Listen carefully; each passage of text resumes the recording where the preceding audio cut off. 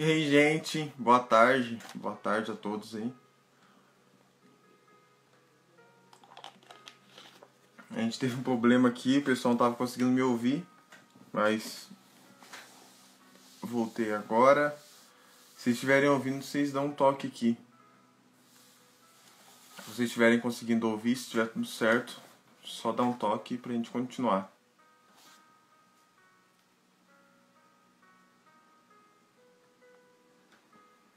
Beleza?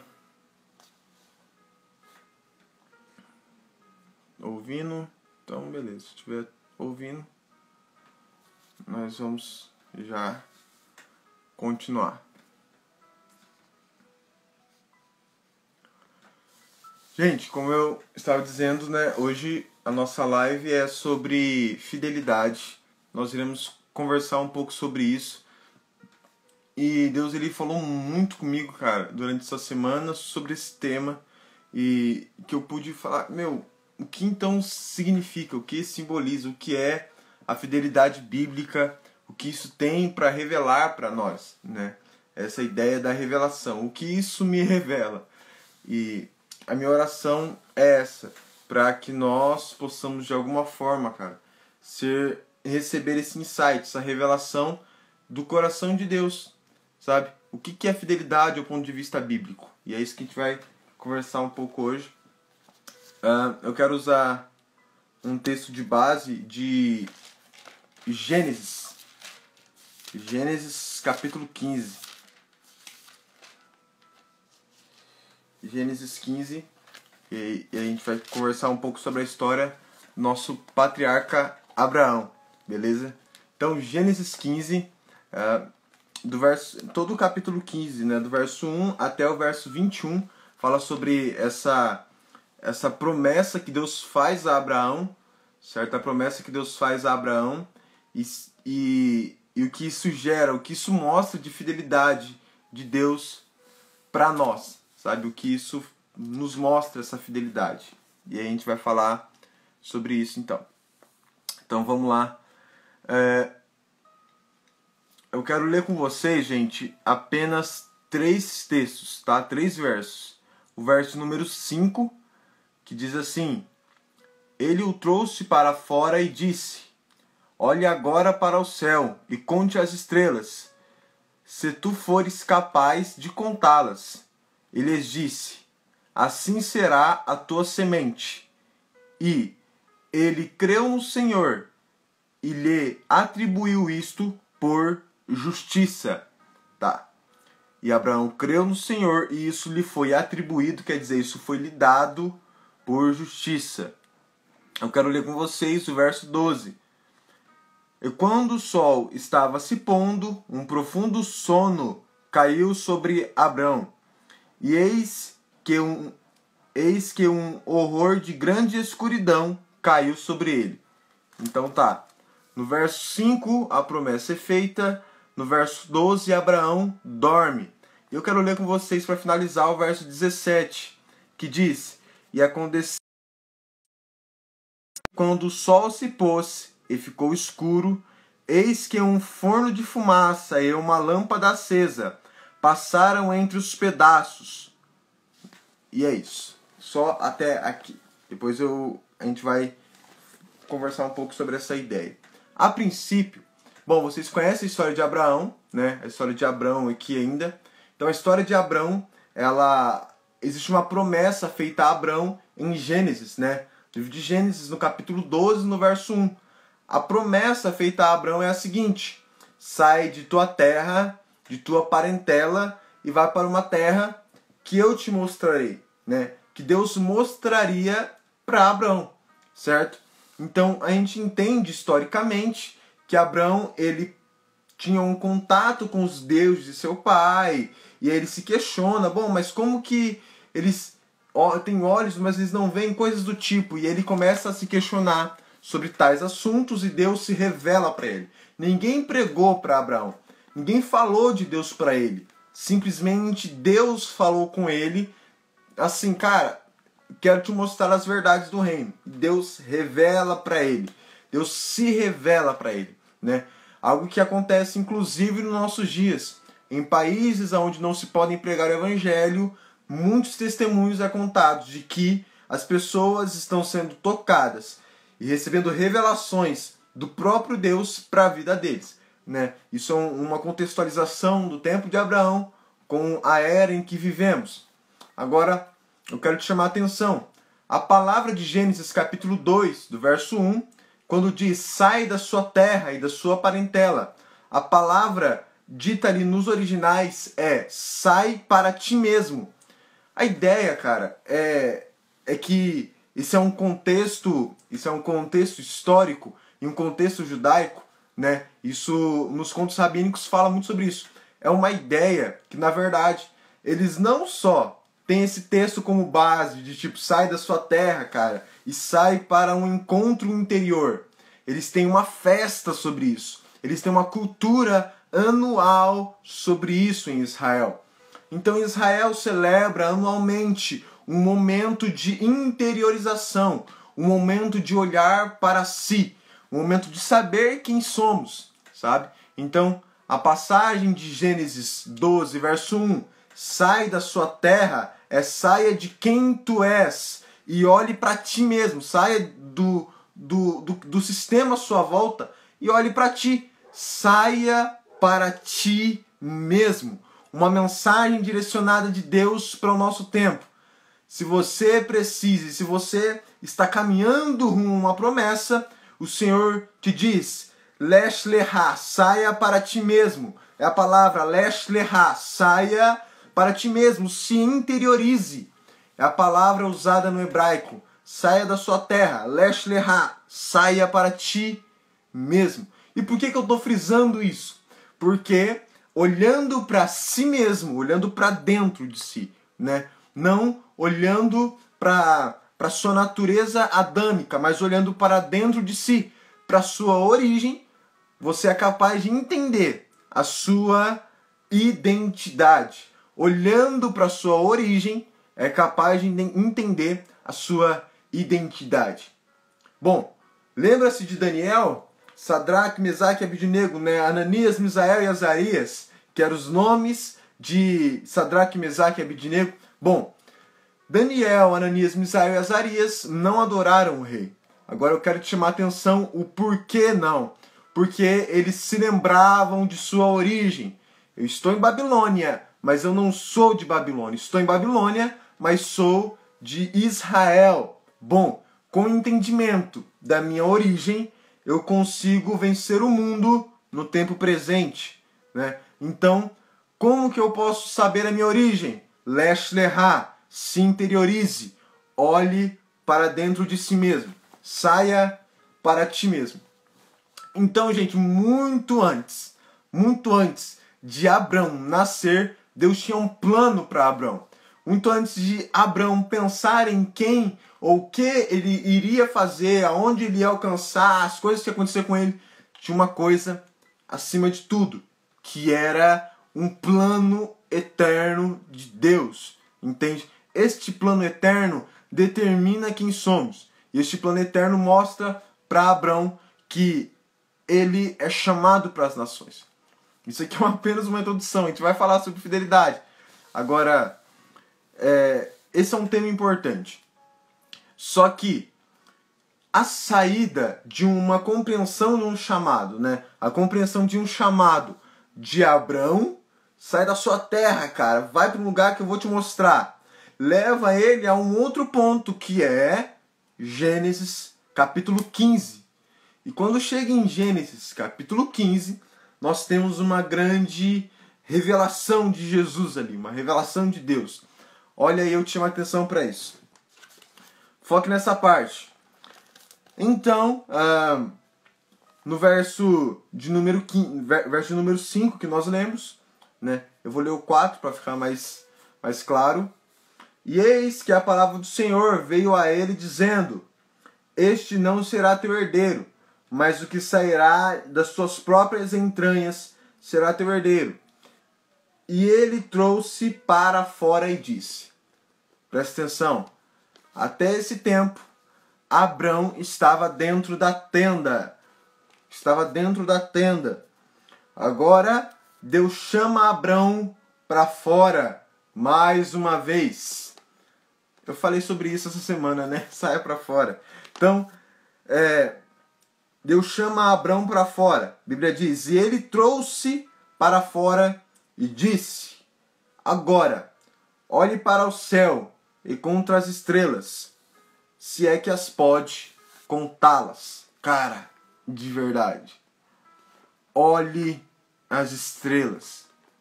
Olhe para as estrelas, cara. Eu acho essa parte do texto extraordinária. Conte. Será que você pode contar as estrelas? E essa é uma promessa feita. E, bom, assim será a tua semente. A tua semente, cara. Eu não sei se de propósito, né, a questão das estrelas, mas extraordinário. E a Bíblia diz que Abraão creu. Isso lhe foi imputado como justiça. E acontece algo interessante que aqui nós vamos partilhar. Hoje eu acho que estou muito judeu, mas é porque é sábado. O que acontece com o texto? Se nós lemos o verso 5, Abraão sai da tenda e ele enxerga as estrelas no céu. E ele diz, né? A Bíblia diz assim, olha para o céu e conta as estrelas, se é que as pode contá-las. E a Bíblia diz que Abraão creu. Tipo, cara, provavelmente ele olhou e contou as estrelas, né? Provavelmente Abraão sai e conta as estrelas. A Bíblia não diz se ele conta ou não. Ele diz que ele saiu e Deus falou, olhe para o céu, conte as estrelas, se é que as pode contar. E a Bíblia diz que Abraão creu. Isso lhe foi imputado como justiça. Então Abraão contou as estrelas em forma de crer. Ele acreditou na palavra de Deus. Agora, sabe o que mais me chama a atenção? É que no verso 12, a Bíblia diz, e quando o sol estava se pondo, um profundo sono caiu sobre Abrão. E eis que, cara, de verdade, você consegue contar as estrelas antes do sol se pôr? Porque eu não consigo. Não consigo. Como que eu conto uma estrela antes do sol se pôr? Antes do sol se pôr, eu não vejo as estrelas. Mas a Bíblia diz que quando Deus falou, olhe para o céu e conte as estrelas, a Bíblia diz, e Abraão creu, e isso lhe foi imputado como justiça. Brother, se tem uma coisa que todo judeu defende com unhas e dentes, é que para que nós possamos entender e viver essa fidelidade de Deus, quando se fala sobre fidelidade de Deus, automaticamente se fala sobre a fé. Quando fala sobre fidelidade de Deus, fala sobre a fé que vem de Deus para o homem. Então, aqui nós temos um ponto importante que isso nós iremos pautar nessa semana, falando sobre fidelidade, que é quando nós falaremos sobre essa ideia de, gente, de verdade, ter a fidelidade de Deus, ela não se revela. Existe uma fé, cara, que a gente precisa mover isso. Existe uma fé movimentada dentro disso, sabe? Então todo judeu, ele crê, cara, que a fidelidade de Deus tem a fidelidade, tem a fé. E, cara, olha que chocante. Quando eu digo a fé, eu estou dizendo que a fé, ela vem do próprio Deus para Abraão. A fé, ela vem... Cara, Abraão não sabia, ele não ouviu falar de Deus. Mas, de repente, Deus veio e falou com ele. Então, algo que vem de Deus para o homem gera constância no homem, velho. Gera constância. Essa constância vai gerar permanência. Abraão não duvidou da palavra, ele disse. A Bíblia diz, e Abraão creu. Isso lhe foi imputado como justiça. Então nós precisamos passar para essa geração que, na boa, nós queremos justiça, mas nós não cremos na eficácia do Evangelho. Nós queremos justiça, mas nós não queremos ser fiéis com as nossas crenças. Não queremos ser fiéis com os nossos valores. E isso, de fato, é impossível. Eu quero uma reforma social, mas eu negligencio os valores básicos do reino. Apesar de que, e eu já abro um gancho para dizer uma coisa para nós. que em Hebreus capítulo 5, Paulo, não sei se foi Paulo, muitos dizem que foi, mas o escritor aos Hebreus leva esta carta a um seguinte entendimento. A essa altura vocês deveriam ser mestres, mas agora vocês precisam de alimentos de leite e não alimento sólido, porque vocês são como crianças. Olha o que o escritor aos Hebreus diz pro povo hebreu. É como se eu chegasse, cara, na maior faculdade do mundo e falasse, gente, é como se eu chegasse pro Elon Musk, velho, o dono da Tesla, e falasse pra ele, brother, você não sabe empreender, você precisa deixar tudo que você tem e vender paçoca na rua pra você aprender o que é empreendimento, entende? É como se, cara, como se eu fizesse isso. É como se eu chegasse na galera que trabalha lá na NASA e falasse, gente, vocês precisam fazer um curso de office comercial lá, vocês precisam aprender o que é informática, sabe? É isso que o escritor aos Hebreus está dizendo. E por que eu estou dizendo isso? Porque a altura, a maturidade que era para o povo ter construído, o povo hebreu ter construído, tendo os maiores princípios de Deus disponíveis a eles, e eles não terem feito isso, só relata uma coisa, uma infidelidade aos princípios, uma infidelidade à sua crença. Eu não sei se você já leu, eu posso partilhar com vocês, quando você vai, todo cara que é gentil, ele vira judeu, ele tem que dizer algo, é como se fosse uma confissão de fé, são 13 princípios, e em todos os 13 princípios, a Torá está neles, em todos os 13 a Torá está escrita. Por quê? Porque, cara, é honrar a lei de Deus. Agora, olha que interessante. Como eu disse a vocês, que o tempo em que vivemos, cara, nós precisamos compreender. A fé vem de Deus para o homem, e o homem, ele pratica esta fé. Ele faz esta fé ser viva, ele faz a fé ser praticada. Esta fé praticada gera no homem essa fidelidade, tá? Gera no homem essa fidelidade. Mas olha lá, vamos que a gente vai terminar essa construção de pensamento que a gente está indo. Então, a primeira coisa que a gente vê é a fé. Esta fé, cara, ela é tão grande que faz com que durante o dia o cara conte as estrelas. Essa fé é tão grande que durante o dia o cara conta as estrelas. É por isso que Abraão é o pai da fé. Agora, eu quero ler alguns textos para você entender o que aconteceu nesse momento, aonde o sol se põe e um profundo sono cai sobre Abraão. Olha que louco. Então Deus diz para Abraão no verso 9. E ele disse, né, Abraão ele perde uma confirmação, né, no verso 8. Senhor Deus, como saberei que hei de herdá-la? Né, o próprio Deus está falando sobre a terra, que Abraão vai herdar a terra. Mas com base no quê? Como que eu vou saber? Bom, você vai saber agora.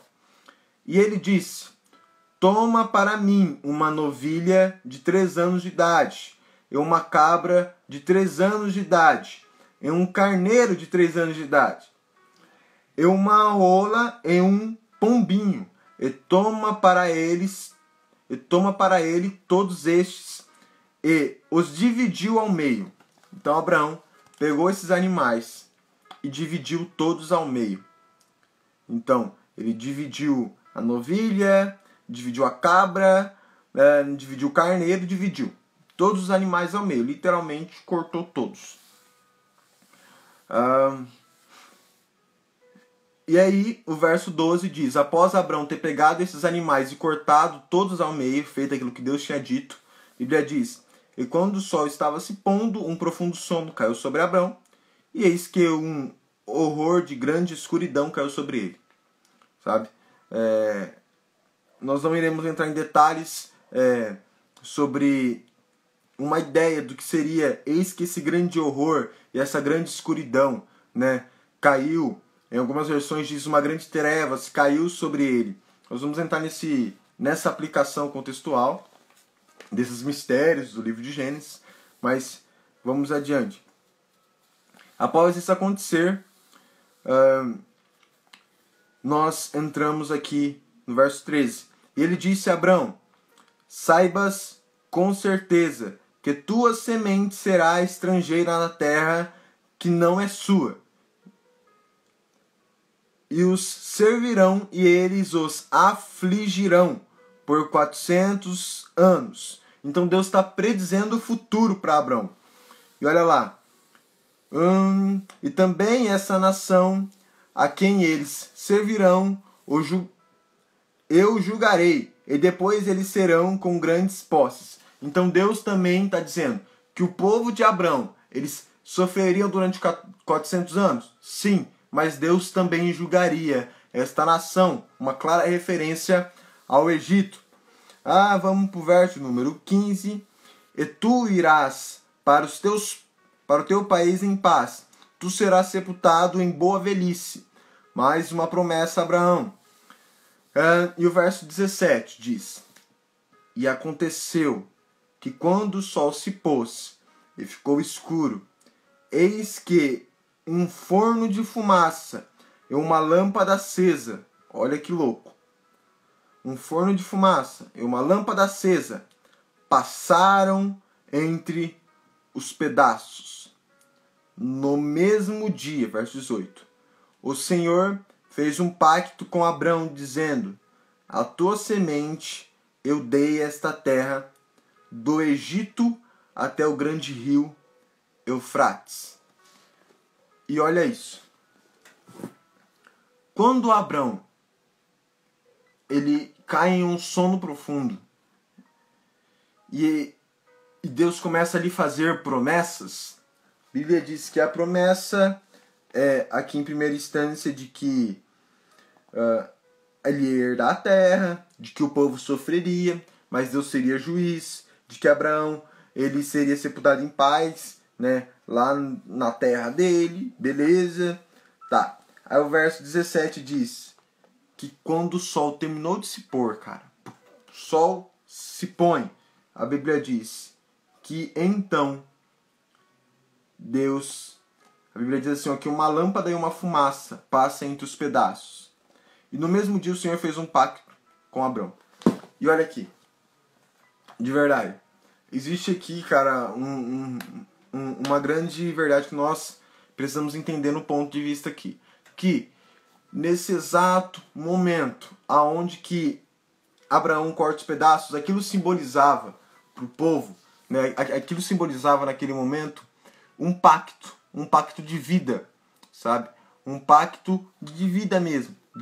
A ideia seria, dentro do contexto cultural daquele povo, seria a seguinte ideia: vamos fazer um pacto, nós passamos os animais aqui, nós cortamos os animais pela metade e nós vamos passar. Vamos supor que eu fiz aqui um pacto com o Elan, e aí eu falo assim, cara, ó, vamos cortar esses animais pela metade, deixar um de um lado, outra metade do outro, e na hora que a gente terminar nosso juramento aqui, eu vou passar e você também. Então, eu passo e o Elan passa. Isso é um pacto. E é um pacto de morte. A gente vai cumprir isso até o último dia, velho. No dia que eu morrer, acabou o pacto. Essa é a ideia do contexto cultural que está no livro de Gênesis 15. Agora, presta atenção nisso.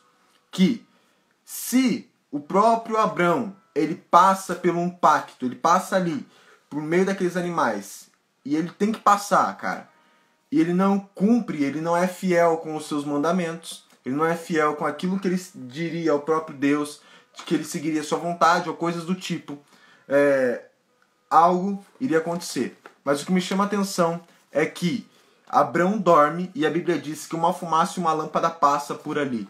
E isso teologicamente simboliza o próprio Deus. Por que simboliza o próprio Deus? Porque no verso número 18, no mesmo dia o Senhor fez um pacto com Abrão. Cara, o sol se põe e nesse exato momento Deus faz um pacto com Abrão e diz para ele: a tua semente eu dei esta terra do Egito até o rio Eufrates. De verdade, eu posso ligar isso até mesmo com a vinda do Filho do Homem, com a cruz, com a vinda de Jesus Cristo, com a morte na cruz, nós podemos ligar esse mesmo pacto, essa mesma mensagem. E o que me chama a atenção é que em tudo, cara, Deus ele foi fiel em cumprir. Ele foi fiel em cumprir os 400 anos do povo sofrendo. Ele foi fiel em cumprir que aonde Abraão morreria, ele foi fiel em cumprir em que Deus deu aquela terra ao povo. Mas por que eu escolhi esse texto? Porque ainda hoje, quando eu pensava sobre isso, eu falei, Deus, o que mais que eu posso dizer para o povo? O que mais que eu posso falar? Deus me disse, Kennedy, preste atenção. A fidelidade aqui, nesse momento, ela simboliza uma ação de Deus, cara. É uma ação do próprio Deus. A fidelidade não sai de mim para as Escrituras. A fidelidade sai de Deus para as Escrituras. Ela sai de Deus para mim, para que eu possa viver o que está escrito. Agora, olha que interessante isso, e eu quero te chamar a atenção. Porque quando eu entendo a minha natureza, quando eu falo sobre fidelidade, eu preciso entender a minha natureza e preciso entender a natureza de Deus. Por quê? A minha natureza é uma natureza caída e adâmica. Eu estou em processo de regeneração. Agora, a natureza de Deus é uma natureza que está sendo implantada em mim, para que eu possa me glorificar, para que eu possa alcançar a plenitude de varão e de varoa perfeita. Isso é Efésios capítulo 4. Agora, o chamamento que nós temos para o momento atual é que nós, dentro desse processo, quando nós falamos sobre essa fidelidade de Deus, sobre a minha natureza, a natureza de Deus, nós falamos em claras palavras. Senhor, ensina-me a ser fiel. Ensina-me a cumprir os teus preceitos. Ensina-me a cumprir os teus mandamentos.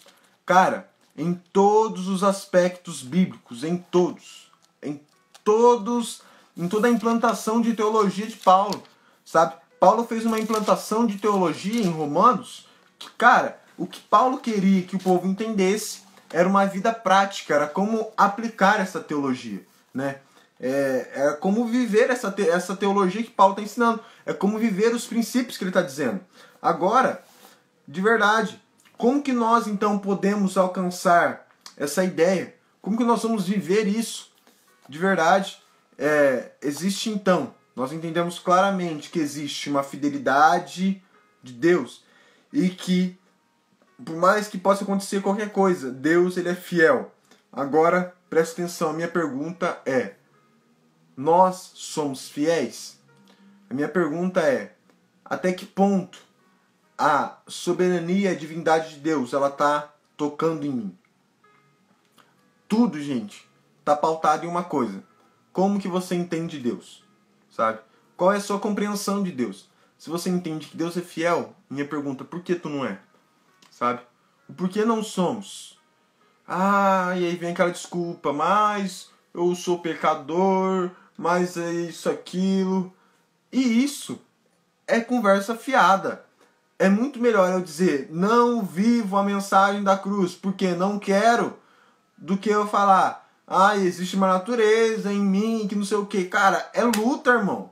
É luta. Você acha que Paulo brincou quando ele falou assim, que ele gloriava na cruz de Cristo? Porque já não vivo mais eu, mas Cristo vive em mim? Uau! Então ele não estava brincando, ele realmente morreu para o mundo. Agora, olha que louco. Salmos 119, verso 8. Com que meios purificará um jovem o seu caminho? Prestando atenção nisso, segundo a tua palavra. Irmão, não interessa o que existe em qualquer lugar no mundo, o que existe de ideologias no mundo, o que existe de ensinamentos, de teorias que não estejam pautadas na palavra da verdade. É isso que importa.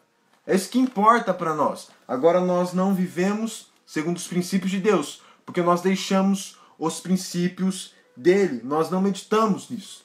Agora, de verdade, quão paradoxo é? Que pergunta fica em nós? Cara, qual o sentido do cristianismo se não for cumprir os mandamentos de Deus?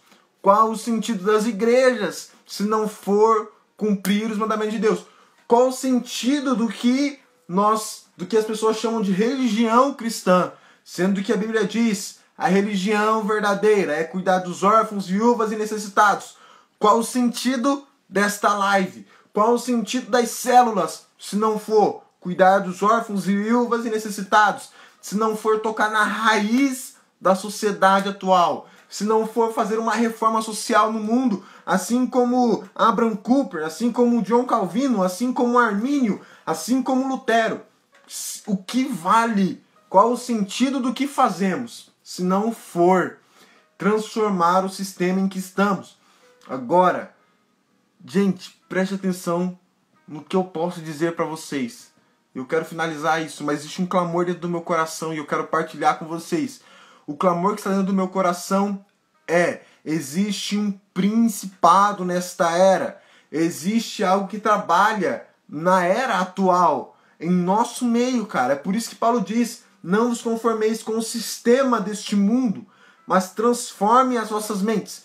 Existe algo trabalhando no nosso meio, nesse exato momento, enquanto estamos fazendo essa live, existe um espírito manifestando em nosso meio, manifestando no nosso sistema educacional, político, econômico, nosso sistema mundial. Agora, eu chamo a sua atenção em uma convocação. Deus é fiel, cara, para cumprir todos os seus mandamentos, para cumprir as suas promessas. A minha pergunta é até que ponto que a fidelidade de Deus está moldando o meu comportamento? Se você não sabe, existe uma época onde os cristãos, uma equipe de cristãos chamados de puritanos, esses cristãos mudaram a forma de ser cristão. Os caras mudaram o mundo, velho. Os caras é considerado até hoje, por muitos teólogos, depende da sua linha de visão teológica, a classe de cristãos mais excelente após os apóstolos. E por que eu estou dizendo isso? Davam uma doutrina de ensino que somente Cristo em todas as coisas. E eles falavam sobre dons, eles libertavam as pessoas. E sabe o que mais me choca nisso? É que em todo esse tempo, cara, eles reformaram a sua estrutura de pensamentos. Eles tocaram em todas as áreas da sociedade. Eles tocaram na parte da arte, na parte da política. Eles reformularam o mundo. Eu tenho chamado, cara, para esse momento, os jovens a se despertarem para esta hora. E de verdade, o que eu ia dizer sobre os puritanos é que algo me chamou a atenção. Em todos os sermãos dos puritanos, em todos, cara, absolutamente todos, eram pregados os atributos de Deus. Gente, puritano não pregava sobre ansiedade, eu não estou dizendo que isso é errado. O puritano não pregava sobre os dons espirituais. Isso eram os pastores da congregação que faziam. Os puritanos pregavam sobre os atributos de Deus. E por que eles pregavam sobre os atributos de Deus? Porque a forma em que eu entendo Deus toca diretamente o meu comportamento. E o meu comportamento, cara, gera atitude. Padrão de pensamento modela comportamento. Então aquilo que eu entendo de Deus muda a forma em que eu vivo. E a forma em que eu vivo muda o meio em que eu estou. Então, se Deus é fiel, a minha pergunta é: você está sendo fiel aos princípios dele? E se você está sendo fiel a tudo que você diz? Porque nós estamos sofrendo muito. E nós, como líderes, precisamos transmitir isso para essa geração. Que nós perdemos duas coisas essenciais para o crescimento e amadurecimento da sociedade, que é homem ser homem e mulher ser mulher. Nós perdemos isso. Hoje, mulher quer ser homem e homem quer ser mulher. Não estou dizendo em questão ideológicas, eu estou dizendo em questão de comportamento, em questão comportamental. E Deus nos chama para essa responsabilidade. É responsabilidade da igreja tratar assuntos. É responsabilidade da igreja de que nós possamos, como homens, ser homens e como mulheres, ser mulheres em Deus, cara. E de verdade, cumprir tudo aquilo que falamos. A Bíblia diz que nós precisamos, gente. Está escrito que o seu sim seja sim, que o seu não seja não. Se é para dizer não, que diga com responsabilidade. Sabe quando o boleto chega em casa e que nós temos que pagar e aí às vezes a gente queria muito que outra pessoa pagasse? O boleto é nosso, a gente tem que pagar isso. A responsabilidade de sermos homens e de ser mulheres, cara, é a responsabilidade, é nossa.